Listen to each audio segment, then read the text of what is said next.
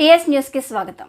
రానున్న పార్లమెంట్ ఎన్నికల్లో ప్రజల ఓటు బీఆర్ఎస్ కి. ప్రభుత్వ చీఫ్ విప్ పినపాక మాజీ ఎమ్మెల్యే రేగా కాంతారావు విలేకరుల సమావేశమన్నారు. కాంగ్రెస్ 420 హామీలను ఈ ఎన్నికల్లో ప్రజలు తిప్పికొట్టడం ఖాయమన్నారు.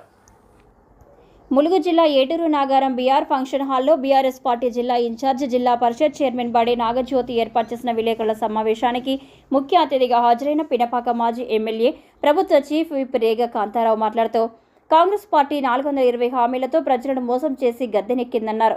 తెలంగాణ రాష్ట్ర ప్రజలకు బీఆర్ఎస్ పార్టీ అమలు చేసిన పథకాలకు తూట్లు పొడిచింది కాంగ్రెస్ ప్రభుత్వం అన్నారు. ఎన్నికల సమయంలో ప్రజలకు ఇచ్చిన హామీలన్నీ నెరవేర్చడానికి 5 ఏళ్ల పాలనలో ఉండాలన్నారు. 2 లక్షల రుణమాఫీ డిసెంబర్ 9 అని ఇప్పుడు ఆగస్టు 15 అంటూ ఎన్నికల సమయంలో ఓటర్లను మభ్యపెడుతున్నారన్నారు. రైతు భరోసా, కౌలు రైతుకు 12,000, కళ్యాణ లక్ష్మి, తులం బంగారం, మహాలక్ష్మి, మహిళలకు నెలకు 2,500 లాంటి దొంగ హామీలను నెరవేర్చుకుంటే కాంగ్రెస్ పార్టీ మెడలు వంచుతామన్నారు. రానున్న పార్లమెంటు ఎన్నికల్లో బీఆర్ఎస్ పార్టీ మహబూబాబాద్ ఎంపీ అభ్యర్థి మాలోతు కవితకు ఓటు వేసి భారీ మెజారిటీతో గెలిపించాలన్నారు. ఈ కార్యక్రమంలో జిల్లా పరిషత్ చైర్మన్ బడే నాగజ్యోతి, బీఆర్ఎస్ పార్టీ మండల అధ్యక్షుడు సునీల్ కుమార్, జిల్లా నాయకులు మల్లారెడ్డి, కూనూరు మహేష్, పార్టీ నాయకులు, కార్యకర్తలు పాల్గొన్నారు. ఎందుకంటే కేసీఆర్ గారు ఇచ్చినటువంటి హామీలు ఏ ఒక్క హామీని కూడా విస్మరించకుండా తెలంగాణ రాష్ట్రాన్ని ఈ దేశంలోనే గొప్పగా చెప్పుకునే స్థాయికి తీసుకొచ్చినటువంటి తెలంగాణ రాష్ట్రాన్ని ఆగం చేస్తూ ఉన్నది కాంగ్రెస్ పార్టీ. మరి అబద్ధపు హామీలు ఇచ్చి గద్దెనెక్కిన తర్వాత అమలు చేయలేక చెతికిలబడి ఈరోజు మళ్ళీ ఎంపీ ఎన్నికలు వచ్చినాయి కాబట్టి ఎంపీ ఎన్నికల్లో నమ్మే పరిస్థితి లేదు. ప్రజలలో చర్చ పెట్టుకుంటా ఉన్నారు. మొన్న ఒక ఆయన అంటా ఉన్నాడు, నాగుబావం చంపి వానకోగిల్ని మెడకేసుకుంటే ఏమవుతుందిరా నాయన అని చెప్పేసి అంటా ఉన్నారు. మాట్లాడుతూ ఉన్నారు ప్రజలు.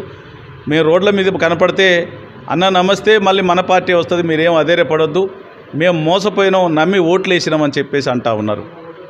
ఇవన్నీ చూస్తూ ఉంటే మళ్ళీ ఎన్నికలు, పార్లమెంట్ ఎన్నికల్లో గద్దెక్కడానికి మళ్ళీ బరి తెగించి సమ్మక్క సారలమ్మ మీద ఒట్టు అంటాడు, అదే భద్రాది రాముని మీద ఒట్టు అంటాడు, జోగులాంబ మీద ఒట్టు అని చెప్పేసి మాట్లాడతారు, శివుని మీద ఓట్లు పెడతారు. ఎందుకు ఓట్లు పెట్టాలి? నీ స్థాయిలో ఎందుకు అమలు చేయలేకపోయి మళ్ళీ ఆగస్టు 15 అంటాడు. డిసెంబర్ 9 అయిపోయింది, మళ్ళీ 2025 డిసెంబర్ 9 రావాలి, 26 రావాలి, మళ్ళీ 27 రావాలి, 28 రావాలి. అట్లాగే ఆగస్టు 15 కూడా కట్ ఆఫ్ డేటు ఆగస్టు 15, మళ్ళీ 2028 వచ్చేసేపు చూడాలి, వెయిట్ చేయాలి తప్ప నువ్వు ఇచ్చినటువంటి హామీకి ఒక నిర్దిష్టమైనటువంటి ఆలోచన లేకుండా ఇచ్చి ప్రజల్ని మోసం చేయడానికి బరితెగిస్తూ ఉంది మళ్ళీ అబద్ధపు మాటలతోని. ఆగస్టు 15 నాటికల్లా ఎంపీ ఎన్నికలతో పాటు స్థానిక సంస్థల ఎన్నికలు కూడా పూర్తి అయిపోతాయి, ప్రజలతో మాకు ఏమీ పని ఉండదు అని చెప్పేసి మాట్లాడుతూ ఉన్నాడు. ఎందుకంటే ఆగస్టు 15 తర్వాత నేనుంటానో ఉండను అని చెప్పేసి నమ్మకం లేక కోమటిరెడ్డి వెంకటరెడ్డి ముఖ్యమంత్రి అవుతాడు అని చెప్పేసి మాట్లాడుతూ ఉన్నాడు. అంటే ప్రజలు ఆలోచించాలి. అబద్ధపు మాటలు చెప్పి ఇవాళ అందరూ కలిసి ఉండి ఇచ్చినటువంటి మాటలు మేమెప్పుడు మాట్లాడినామని చెప్పేసి మాట్లాడుతూ ఉన్నారు.